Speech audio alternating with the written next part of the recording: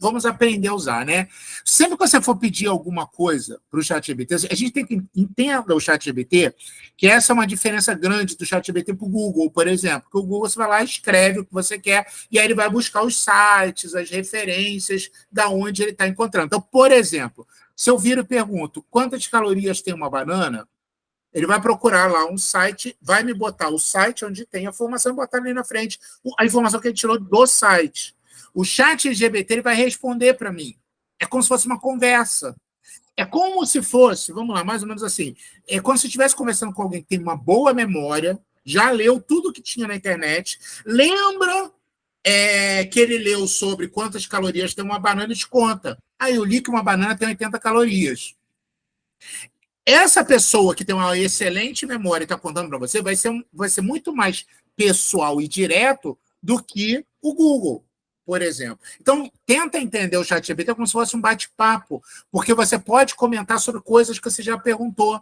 Tipo, olha, baseado no que eu acabei de perguntar, você entendeu? Então, é como se fosse uma espécie de bate-papo. Por isso que eu até comentei, usem o ChatGPT ao invés do Google. Mas vamos lá, seja claro e específico. Formule suas perguntas ou solicitações de forma clara e específica. Isso ajuda o modelo a entender melhor o que você está buscando e a fornecer uma resposta mais precisa. Vai direto ao ponto. Como eu falei, quantas calorias tem uma banana? O que exatamente Freud disse sobre, sei lá, sonhos, o inconsciente, sobre o charuto? Né? Inclusive, ele falou coisas sobre o charuto. Então, você pode aqui, ó, por exemplo, vamos lá, quer ver? Vamos ver o que Freud disse sobre o charuto, ó.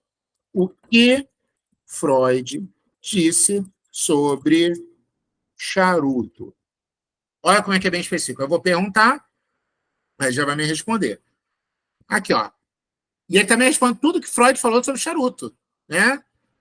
Ó, frequentemente associado à imagem do charuto, não fez declarações específicas sobre o charuto. No entanto, a associação entre Freud e charuto é uma imagem culturalmente popularizada, muitas vezes representada em caricaturas e referências populares, né? Tá. O charuto tornou-se símbolo icônico associado à sua figura, porque ele fumava muito. É importante notar que, enquanto Freud não abordou especificamente o tema charutos, em suas teorias ele abordou uma ampla gama de tópicos relacionados à psicologia, incluindo inconsciente, sonhos, sexualidade e outros. Né? Então, assim, eu fiz uma pergunta bem mais direta e específica aqui, foi claro e objetivo na minha pergunta. Né? Aí, voltando aqui, então vamos para a próxima. Divida em partes. Outra coisa, né? Além de você ser bem claro e específico, quando você for pedindo, divide, né? O que Freud, durante a época tal, quanto mais você dividir, né? O que acontece? Se você tiver uma pergunta muito grande, se você dividir em tópicos, em partes menores, ele vai conseguir te responder melhor.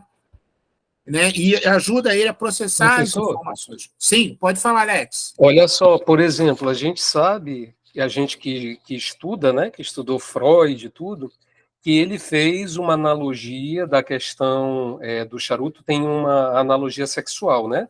Sim. Uma conotação sexual em cima disso. Aí, por exemplo, nessa pergunta, só para a gente entender, para a gente perceber como a pergunta ela vai se modelando e ele vai dando outra resposta. Aí, por exemplo, Freud fez alguma conotação sexual a respeito do charuto, sobre o charuto? Ó, Aí a gente já vai perceber que a resposta vai mudar. Quer ver? Mande lá. Inclusive, eu estou fazendo essa pergunta agora. Ó. Isso. Já aproveitando que você falou. Deixa eu ver aqui.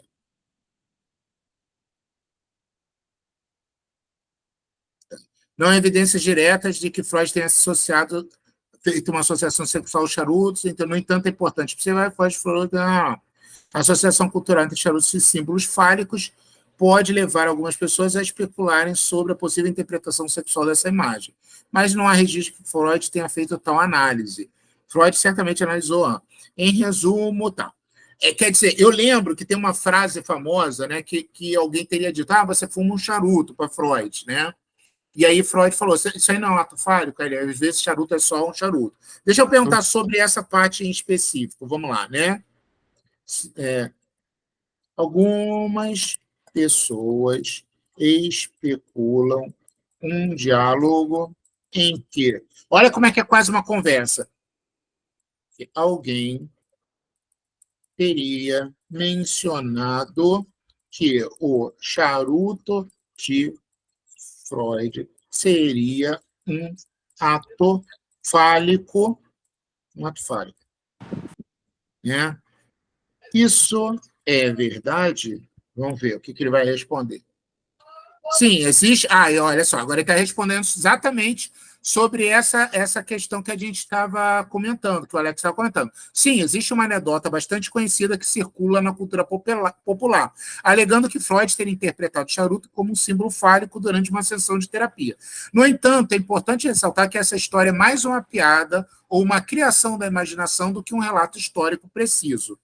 Até onde sabemos, através de registros históricos e relatos de seus contemporâneos, não há evidências concretas que Freud tenha feito tal comentário em relação aos charutos. É possível que essa anedota tenha surgido como uma maneira humorística de brincar com a reputação de Freud.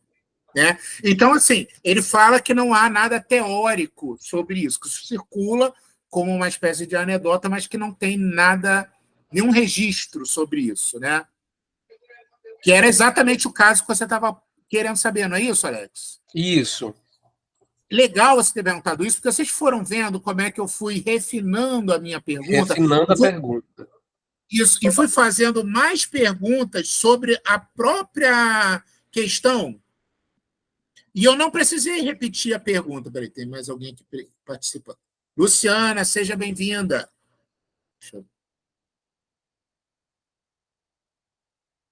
Ó,